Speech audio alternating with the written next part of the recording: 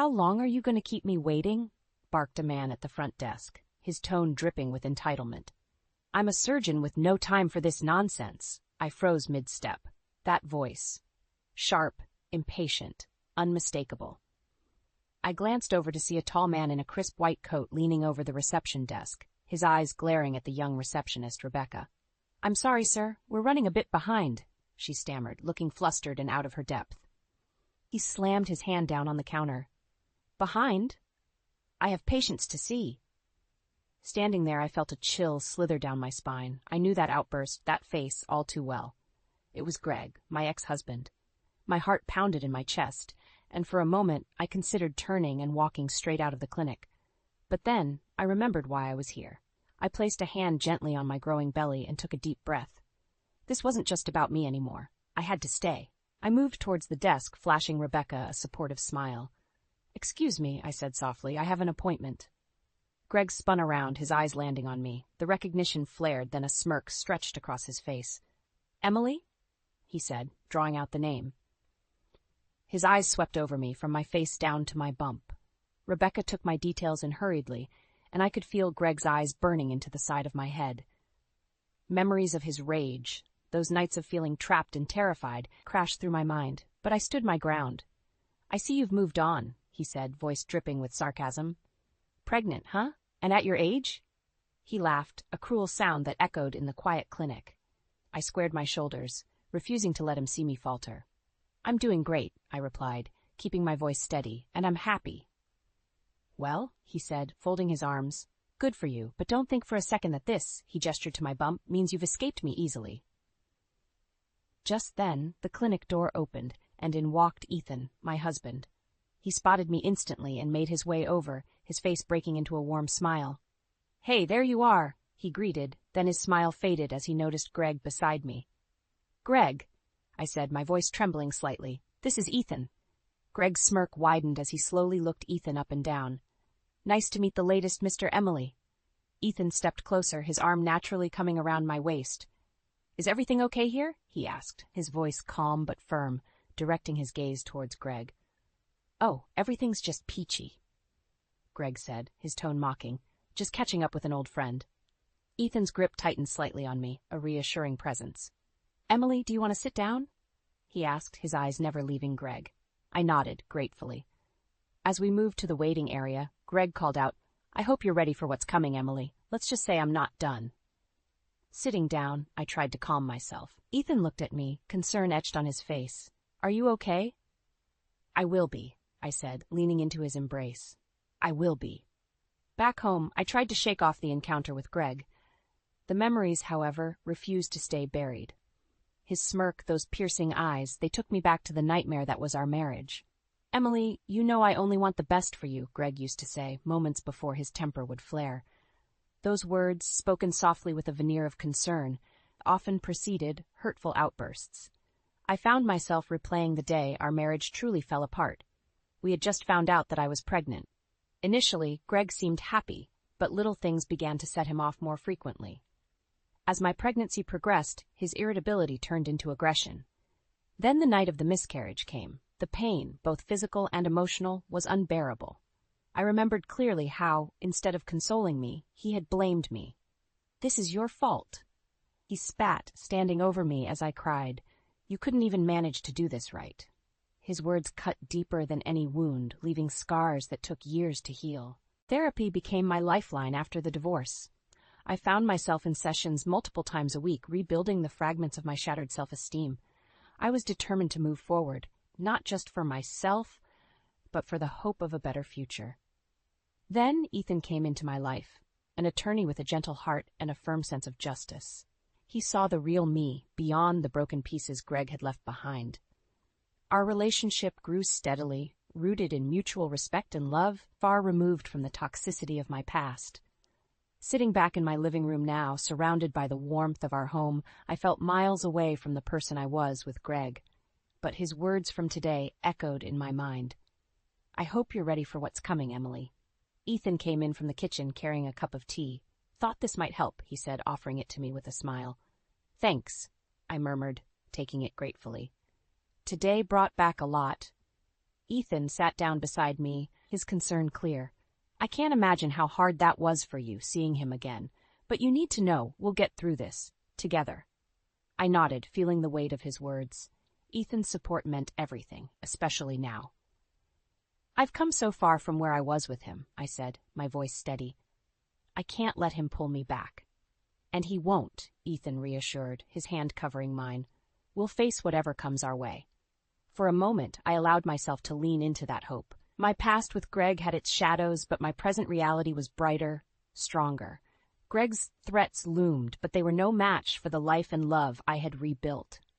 One step at a time, I whispered, more to myself than to Ethan. We've got this, he replied softly, his words a promise. As I sipped my tea, I felt a sense of calm. No matter what Greg threw our way, I wasn't alone. This battle, just like the past, would be faced head-on, leaving no room for old fears. The next day, I sat in the waiting room of the clinic again, Ethan by my side. I tried to focus on the soft music playing overhead, but my mind was elsewhere, anticipating seeing Greg, hoping I wouldn't. But it seemed fate had other plans. Greg walked in, eyes scanning until he locked onto me. His lips curled into a cruel smile. "Emily," he said loudly, striding over, ignoring the uncomfortable looks from other patients. I tensed, feeling Ethan's reassuring hand on my back. Greg wasted no time. "So, decided to show up after all. Brave of you," he sneered. "Greg, what do you want?" Ethan asked calmly, his tone protective. "Oh, nothing much," Greg responded, his eyes never leaving mine. "Just curious about how my ex-wife is holding up, especially at her age. Getting pregnant again? Risky, don't you think?" Ethan stood up, trying to stay calm. "Leave now, Greg." Ignoring him, Greg leaned in closer to me. "You must be desperate, Emily. Didn't think anyone would want you after everything." I stood up, my anger flaring. "Leave us alone, Greg. Whatever issue you have, it's over. I'm done with you." Greg's face twisted in malign pleasure. "Done? You think it's that simple? I made you this strong. Don't forget that. Without me, you're nothing." "Step back," Ethan said sharply, stepping between us. "You need to go now." Greg chuckled, but there was no humor in it. "Or what? You think you can scare me? I'm a surgeon, Ethan. I don't play by your rules." Ethan didn't move. "This is a place for peace, Greg. You're disturbing everyone here. Leave or we'll ask for help." Just then, Dr. Sandra Brown emerged and saw the tension. "Is there a problem?" she asked, moving towards us. Greg scoffed. "No problem. Just a little reunion. Isn't that right, Emily?" His sarcasm was palpable. "We were just leaving," I said, grabbing Ethan's hand, ready to walk away. But Greg's last words stopped us. "You think this ends here? It doesn't. You have no idea what's coming." Turning abruptly, we stepped out of the clinic, my heart pounding. Ethan looked at me, concern written all over his face. "Are you okay?" "Barely," I admitted. "He won't let go." "He's just trying to scare you," Ethan said firmly. "He's a bully. We'll handle him." "He's relentless," I whispered, "and vengeful. And we're resilient," Ethan reminded me. His words, though strong, couldn't completely quell my fears. As we walked to the car, Ethan's grip on my hand tightened. "We'll take legal action, Emily. Restraining order, whatever we have to do. He won't win." I nodded, grateful but still shaken. Greg's threats weren't empty words. But one thing was clear. We had to stand strong together, no matter what came our way. Back at the clinic the following week, tension hung heavy in the air. I sat next to Ethan, trying to remain calm as we waited for my appointment. Suddenly there was a commotion at the entrance, and I saw Greg pushing his way in, ignoring the glares and murmurings from other patients. "You again," he called out, eyes narrowing as they fixed on me. "I thought you'd have the sense to avoid this place." Ethan rose, placing himself protectively between Greg and me. "Greg, this is not the time or place. You need to leave." Greg stepped closer, his face contorted with anger. "And who are you to tell me what to do? You think just because you're her husband now, you have some kind of power over me?" Rebecca, the receptionist, picked up the phone, her eyes wide with alarm. "Security is on their way," she said as calmly as she could manage. Greg ignored her, directing venomous words at Ethan. "You really think you can protect her from me? You're just as naive as she is." Ethan remained firm, his voice level. "We've dealt with enough of your threats. Leave now before things get worse for you." Greg's eyes flashed dangerously. "Worse? You don't know the meaning of the word." At that moment, John Michaels, the clinic's security guard, arrived, his presence a comforting sight. Is there a problem here? He asked, looking between Ethan and Greg. This man is causing trouble, Ethan said, pointing at Greg. He needs to leave. Greg scoffed. I'm not going anywhere, not until I say what I need to. John stepped forward, his stance authoritative. Sir, I'm going to have to ask you to leave. Now. Greg's face twisted with rage. You think you can just make me leave? I have rights. You're disturbing other patients and staff, John stated firmly. Leave now, or I'll escort you out myself. For a moment it looked like Greg might resist, a fury bubbling just beneath the surface. Then, with a final vicious glare at me and Ethan, he spat, This isn't over, Emily. I'll ruin you both. Mark my words. As John escorted Greg out, a tense silence filled the waiting room. I could feel the eyes of other patients on us, but I focused on Ethan's calming presence. Dr. Sandra Brown appeared, her expression concerned. Are you all right, Emily? I nodded shakily. Just shaken up. Ethan turned to Dr. Brown.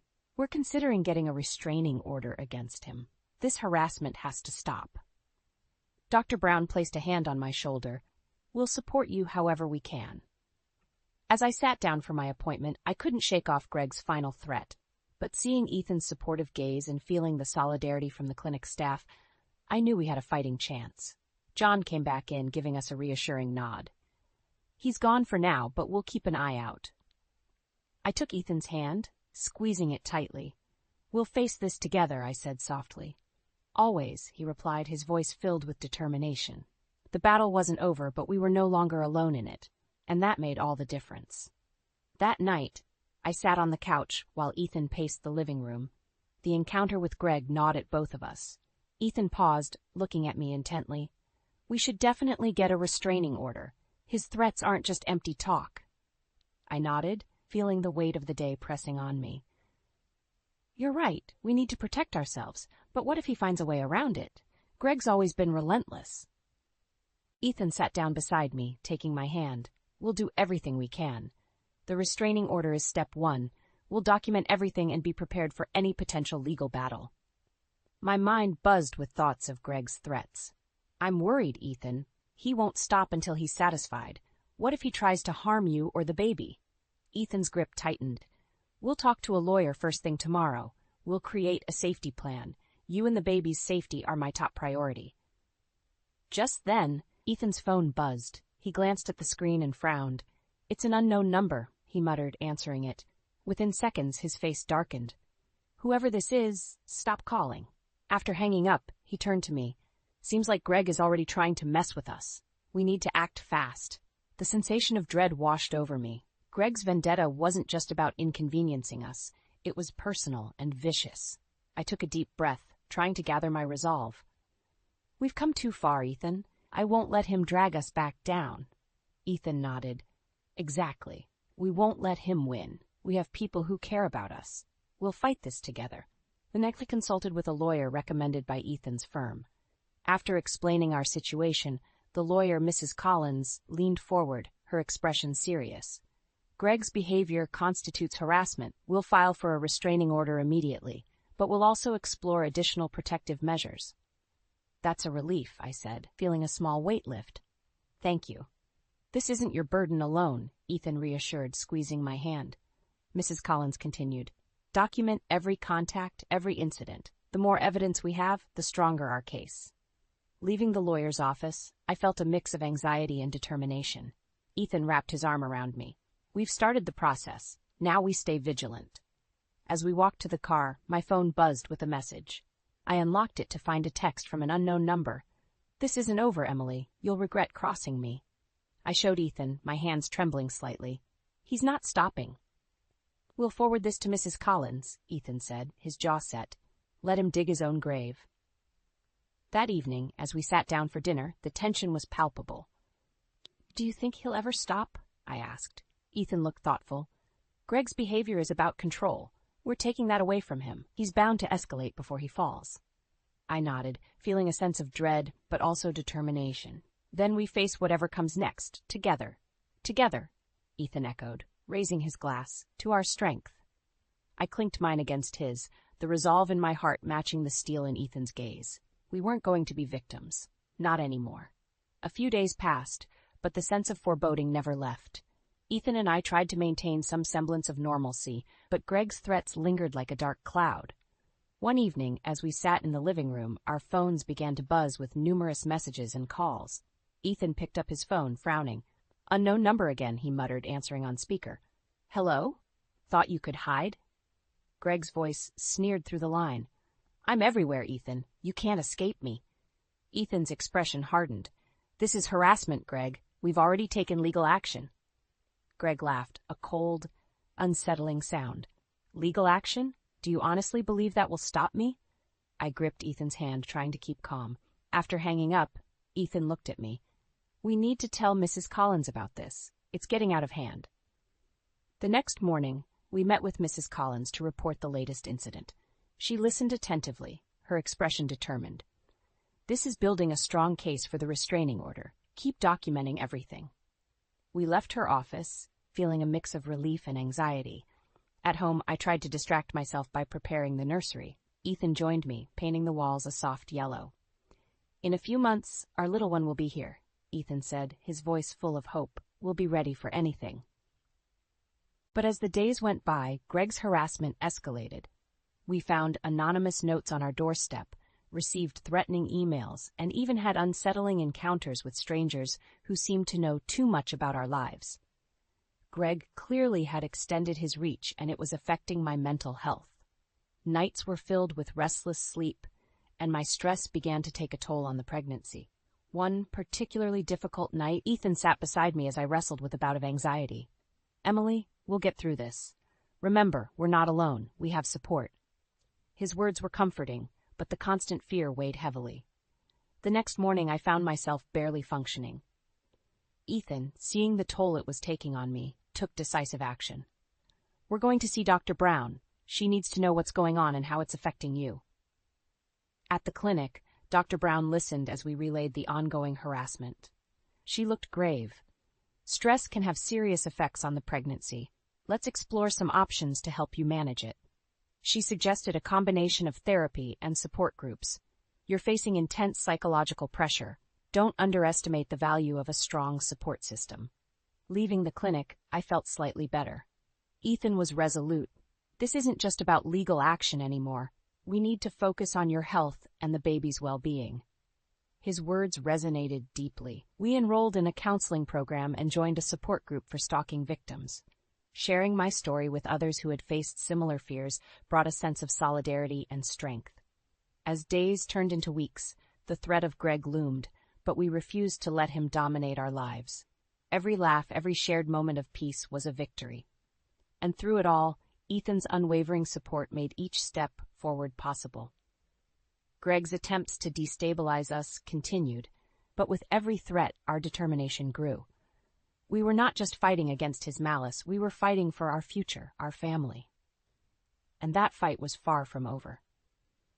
Ethan and I arrived at the fundraiser, the venue buzzing with chatter and laughter. It was supposed to be a night of networking and support for a charitable cause close to my heart, but as we mingled through the crowd, my eyes constantly scanned for any sign of Greg. Ethan squeezed my hand. "Try to relax, Emily. We're surrounded by friends and colleagues. Greg knows better than to cause a scene here." But as if on cue, Greg appeared, swaggering through the entrance as though he owned the place. My stomach knotted. He spotted us almost immediately and made a beeline towards us, a malicious grin plastered on his face. Well, look who decided to show up," Greg said, his voice dripping with sarcasm. Ethan stepped forward, placing himself between Greg and me.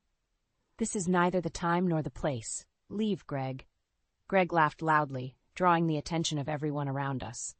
"You think you're in control here? That's adorable." Before Ethan could respond, Greg raised his voice, addressing the crowd. "Ladies and gentlemen, did you know that Ethan Patterson's law firm has built its success on unethical practices?" The room fell silent, all eyes turning towards us. Ethan's jaw clenched. "You're crossing a line, Greg." Greg's smirk widened. "Oh, come on, Ethan. Don't act so surprised. Everyone has skeletons in their closet." The tension was palpable. I saw Ethan's friends and colleagues exchanging worried glances. Greg's words hung in the air, creating an electric atmosphere of distrust and curiosity. At that moment, a tall man stepped forward from the crowd. David Lewis, a former colleague of Greg's. He looked directly at Greg, his voice calm but firm. "Enough, Greg. Your lies and deceit have gone on long enough." Greg's smile faltered. "David, what are you?" David cut him off, his voice ringing with authority. "Everyone, listen up. Greg has been involved in fraudulent activities for years. I have evidence that proves he's committed medical malpractice and worse." Gasps filled the room. Greg's face turned pale as David continued. "He's under investigation by the medical board. His vendetta against Ethan and Emily is nothing more than a desperate attempt to distract from his own crimes."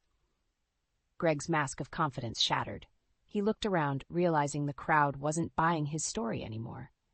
They were looking at him with disdain and disbelief. Ethan stepped forward, his voice steady. "It's over, Greg. Your lies have caught up with you." Greg's eyes blazed with anger. "This isn't over," he spat, but the conviction in his voice was gone. David approached us, placing a hand on Ethan's shoulder. "I've been wanting to expose him for a long time. I'm sorry you got caught in his web." "Thank you, David," Ethan replied, gratefulness evident in his tone. As security escorted Greg out, the room slowly returned to normal, though the air was still thick with tension. I felt a wave of relief wash over me. Greg's power was crumbling, his threats losing their edge. Ethan turned to me, his eyes filled with a mix of pride and exhaustion. "We did it, Emily. We stood our ground." I nodded, feeling the weight of the ordeal begin to lift. "We aren't just survivors, Ethan. We're fighters." "That we are," he agreed, wrapping his arm around me. As we left the fundraiser, I looked back one last time, seeing the faces of those who stood by us. Greg's reign of terror was crumbling, and with every step forward I felt stronger, more certain that brighter days lay ahead.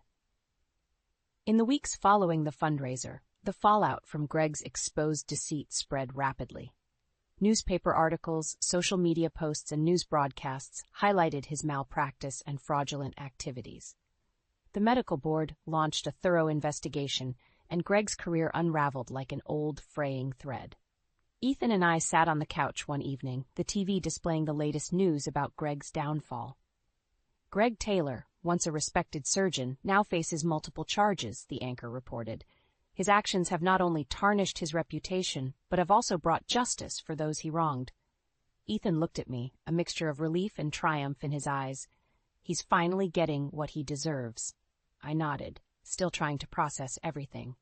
I never thought I'd see this day. Just then, my phone buzzed. It was a message from David.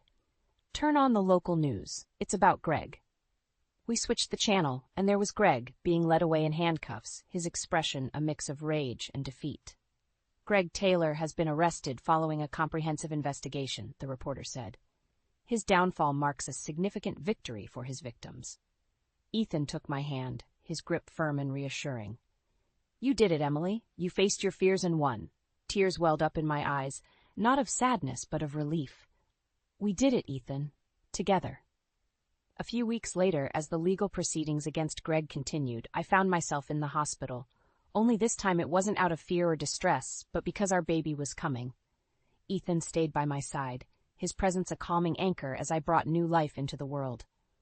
Hours later, with the sound of our baby's first cries filling the room, I looked at Ethan, exhausted but overjoyed. "We did it," I whispered, tears streaming down my cheeks. Ethan smiled, his eyes glistening. "Welcome to the world, little one," he said softly, cradling our newborn. As we settled into our new life with our baby, the shadow of Greg's influence faded. Emily and Ethan Patterson, no longer defined by the past but empowered by the future. Greg's threats had once loomed over us like a storm cloud, but now his downfall was the poetry of justice. The final news report we watched detailed Greg's sentencing. Greg Taylor has been convicted of multiple charges, including medical malpractice and fraud. He will serve a lengthy prison sentence. Ethan turned to me, his expression serious but soft. "This is it. It's finally over." I nodded. Closure at last. The journey had been grueling, but standing by my side every step of the way had made all the difference. One evening, as the sun set, casting a golden hue over our peaceful home, I stood by the window, holding our baby close. Ethan wrapped his arms around us, kissing the top of my head. We made it through, stronger than ever. "Yes," I replied, my heart full. "We're free." Greg's collapse had brought poetic justice, but it was our resilience, our unyielding spirit that had truly set us free. Our past was a chapter closed, our future a story yet to be written. And with Ethan and our baby, I knew it would be a beautiful one. The room was filled with an uncomfortable silence, broken only by the ticking of the old clock on the wall. Mark, my husband of 30 years, sat across from me, his eyes glued to the TV, ignoring my presence as usual. I sat there, lost in my thoughts, feeling the weight of years of unspoken grievances and suppressed anger. I had reached my limit. "Did you finish moving?" Mark's voice, tinged with his usual condescension, pierced the silence. I didn't look at him as I replied, "I'm leaving, Mark." My voice was calm, but inside a storm was raging. Mark scoffed, "Oh, really? And where will you go, Anna? You can't survive without me." His words stung, but they also fueled my resolve. For too long I had endured his dismissive attitude and his mother's incessant meddling. It was time to reclaim my life. "I'll manage," I said, standing up. I felt empowered despite the fear and uncertainty that lay ahead. His mother, who had been living with us for the past year, walked in, her eyes narrowing as she saw my packed bags. "Running away, are we?" she sneered. "I knew you didn't have the spine to handle this family." Ignoring her, I grabbed my bags and headed towards the door. Mark didn't move to stop me. Instead, he called out, "You'll be back. You need us." As I stepped out of the house, I felt a sense of liberation. The cool evening breeze felt like a balm to my suffocated soul. I didn't know where I was going, but for the first time in years, I felt a glimmer of hope. For 30 years, I had played the dutiful wife to Mark, a man who saw me more as a convenience than a partner. Our son Alex was the only light in my life, but even he couldn't fill the growing void in my heart. Mark's mother, with her constant criticisms and manipulations, only added to the toxicity of our home. I found a small apartment, modest but peaceful. It was my sanctuary, a place where I could breathe and think without judgment. In the following days, I ignored the barrage of calls and messages from Mark and his mother. They fluctuated between pleading and threats, but I was done listening. My coworkers at the library, where I had worked part-time for years, were supportive. They had seen the changes in me, the gradual loss of my spirit. Now, they witnessed my rebirth. One evening, as I was settling into my new routine, my phone rang. It was Alex. "Mom, are you okay?" His voice was laced with concern. "I am, Alex. Better than I've been in years," I replied, my voice steady. "I'm proud of you, Mom. Dad and Grandma, they're not taking it well. Dad's been drinking, and Grandma won't stop talking about how you've abandoned them." A pang of guilt hit me, but I pushed it away.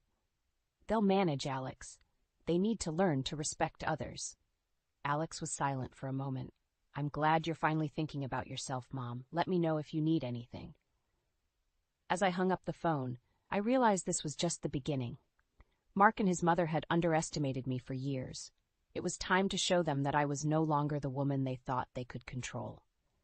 My journey of self-discovery and revenge had just begun. In my small apartment, surrounded by the few belongings I had taken with me, I reflected on the past 30 years with Mark. Our marriage, once filled with promise, had slowly disintegrated into a shadow of what it could have been. It all started blissfully. Mark was charming and attentive, and we were young, full of dreams. But as the years passed, the charm faded, revealing a man more interested in his own needs than those of his family. When Alex was born, I thought it would bring us closer, but it only highlighted our differences. Mark's idea of parenting was providing financially, leaving the emotional nurturing to me. His mother, Eleanor, always hovered in the background, her criticism of my parenting a constant drone. "Anna, you're coddling the boy too much," Eleanor would say. "Mark never needed all this fuss." I endured her jibes, focusing on Alex, who grew up to be a thoughtful and independent young man, despite the tension at home. The turning point came when Eleanor moved in with us. Mark didn't even discuss it with me. I just came home one day to find her bags in the hallway. "My house is too lonely," she had said, a manipulative glint in her eye. Living with Eleanor was suffocating. She criticized everything from my cooking to the way I dressed. "Mark could have done so much better," she would often say within my earshot. But what truly broke me was discovering Mark's betrayal. I stumbled upon bank statements one day, revealing large withdrawals from our joint account, money used to fund Eleanor's gambling habit and Mark's secret indulgences. Confronting them led to heated arguments, with Mark always siding with his mother. "She's my mother, Anna.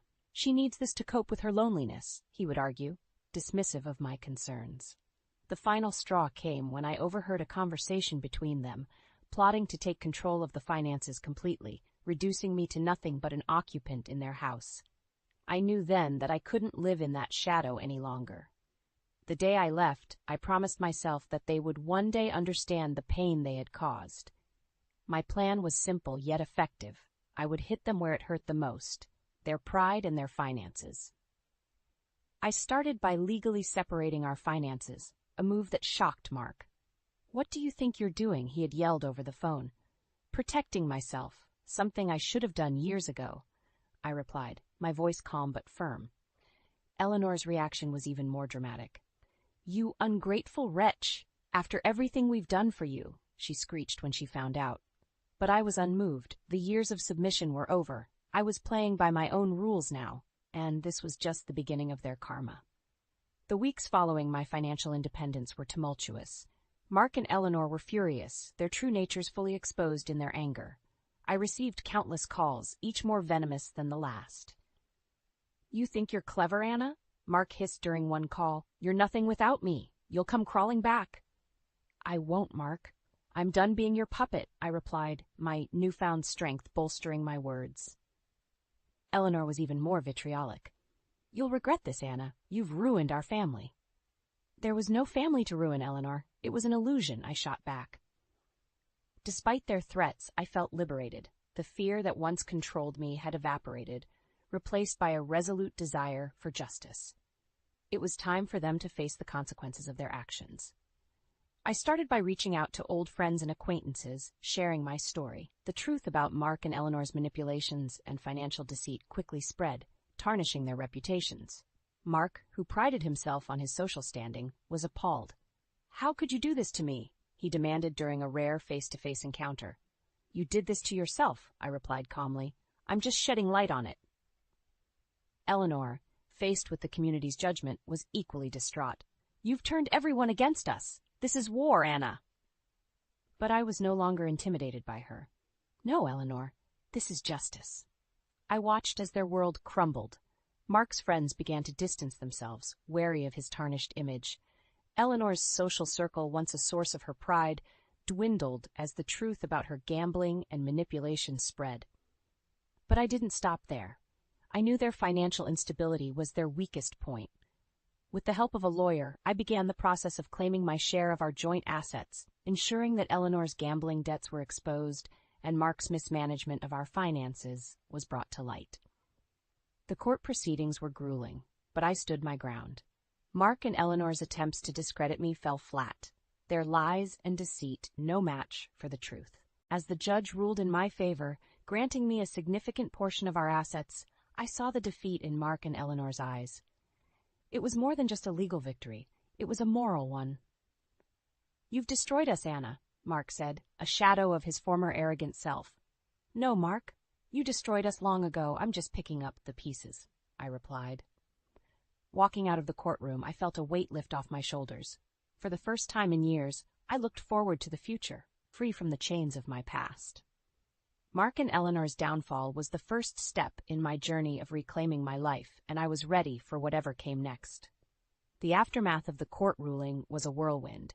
With my rightful share of the assets, I began building a life free from Mark and Eleanor's shadow. Their reactions, however, were a mixture of disbelief and fury. "You can't do this to us, Anna," Mark exclaimed over the phone one evening, his voice laced with desperation. "I've done nothing but take back what's mine," I replied firmly. "You should have thought about the consequences before you betrayed me." Eleanor's response was more underhanded. She tried to rally family members against me, painting herself as a victim. But her attempts were futile. The truth about her had spread too far. "Anna, you're tearing this family apart," she accused during a chance encounter at the grocery store. "This family was broken long before I left," I countered, not giving her the satisfaction of seeing me upset. I relished the freedom of living on my own terms. I changed my phone number, cutting off their direct line of harassment. I also started volunteering at a local shelter, finding solace in helping others who had faced similar struggles. But my quest for justice wasn't over. I learned that Eleanor was planning to contest the court's decision, still clinging to the hope of reclaiming the money for her gambling habits. "You won't get away with this, Anna. I'll make sure of it," she threatened in a message relayed through a relative. In response, I fortified my legal defenses, prepared to counter any move she made. I was no longer the woman who shied away from confrontation. I was a fighter, standing up for what was rightfully mine. Mark, meanwhile, was crumbling under the pressure. His once pristine image was now tarnished, and his career suffered as a result. The friends and connections he valued so much were now distancing themselves, unwilling to associate with a man caught in scandal. "You've ruined me, Anna," he lamented during a rare moment of reflection. "You ruined yourself, Mark. I just exposed the truth," I replied. As the weeks turned into months, I watched as their once secure world disintegrated. Eleanor's attempt to contest the court's decision failed miserably, leaving her financially and socially bankrupt. Mark's career continued its downward spiral, his reputation irreparably damaged. But despite their downfall, I felt no joy in their suffering. It was a necessary step in my journey, but it was not the end. I had reclaimed my independence and my dignity, but I was still healing from years of neglect and emotional abuse. As I continued to rebuild my life, I focused on finding peace and happiness within myself. I had emerged from the shadows of my past, stronger and more resilient. My story was not one of revenge, but of emancipation, a testament to the strength of the human spirit in the face of adversity. Several months had passed since the court's decision, and the ripples of my actions were still felt. Mark and Eleanor, now estranged from most of their acquaintances, were living a shadow of their former lives. One day, I received an unexpected visit from Alex. He looked troubled, his usually bright eyes clouded with concern. "Mom, I just came from seeing Dad and Grandma," he began, his voice heavy. They're not doing well." I offered him a seat and a warm cup of tea. "Tell me what happened, Alex." He sighed deeply before continuing. "Dad's been let go from his job, his drinking, it's gotten worse. And Grandma, she's lost everything to gambling. They're selling the house." I listened, my heart aching for Alex. Despite everything, they were still his family. "Mom, did we go too far?" he asked, his voice barely above a whisper. "Alex, we stood up for what's right. They made their choices," I replied, my voice tinged with sadness. The news of their misfortune didn't bring me joy. Instead, it was a somber reminder of the consequences of a life lived without integrity and respect for others. The following weeks were filled with whispers and rumors. Mark and Eleanor's house, once a symbol of their success, was now on the market. Their fall from grace was complete. I heard from a mutual acquaintance that Mark had tried to find work, but his reputation preceded him. Eleanor, meanwhile, had become a pariah in her social circles, her gambling addiction now public knowledge. One evening, while I was out for a walk, I saw Mark. He was a shadow of the man he once was, his posture slumped, his eyes hollow. Our paths crossed, and for a moment we stood there in silence. "Anna, he began, his voice cracking. "There's nothing to say, Mark," I interrupted. "You chose your path." He nodded slowly, a resigned look in his eyes. "I never thought it would come to this," he murmured. As I walked away, leaving Mark behind, I felt a sense of closure. The man who had once held so much power over me was now just a stranger with a broken past. Eleanor, too, faded into obscurity. Her once lively demeanor was now subdued, the realities of her actions finally catching up to her. As the chapter of Mark and Eleanor closed, I realized that my journey was about more than revenge. It was about reclaiming my life and finding peace. I had stood up to my oppressors, not for vengeance, but for justice and self-respect. The experience had taught me the power of resilience and the importance of standing up for oneself. As I continued to build my new life, I did so with a newfound strength and a heart ready to embrace the future. Months turned into a year since the upheaval of my life began. In this time, my journey of self-reinvention continued, with each day bringing new strengths and realizations. The downfall of Mark and Eleanor was not my endgame. It was merely a byproduct of my pursuit for justice and respect.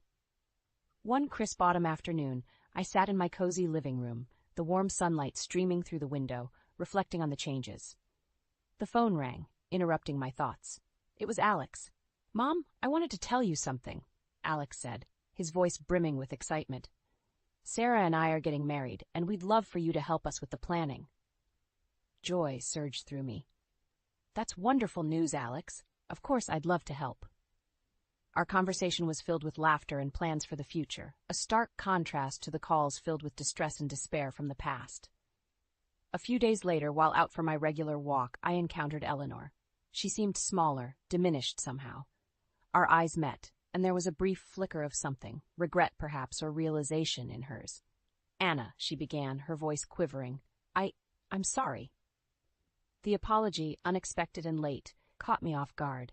"Eleanor, your actions brought you here. I hope you find some peace."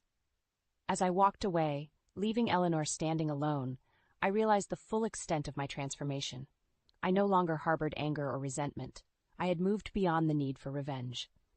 The wedding planning with Alex and Sarah was a joyful affair. It was during these moments, surrounded by love and hope, that I truly appreciated the beauty of moving forward. The day of the wedding arrived, a beautiful ceremony filled with laughter and tears of joy. Watching Alex and Sarah, so full of love and promise, I felt a sense of accomplishment. Despite the challenges, we had emerged stronger. In my toast, I said, "Life brings many challenges, but it's how we face them that defines us." Today, we celebrate love, resilience, and new beginnings. As the evening drew to a close, I looked around at the happy faces, feeling content. I had not only survived, I had thrived. In the years that followed, Mark and Eleanor remained distant memories. I heard through the grapevine that they had moved away, each carrying their own burdens. My life, once overshadowed by their presence, was now my own. I found fulfillment in my work, joy in my role as a mother and friend, and peace in my solitary moments. As I sat in my garden one sunny afternoon watching the flowers bloom, I realized this was what true freedom felt like. My journey had been long and fraught with obstacles, but it led me to a place of contentment and strength. The end of my marriage was not the end of my story. It was the beginning of a new chapter, one where I was the author of my own life, and in this new chapter I found happiness, peace, and a sense of self that no one could ever take away.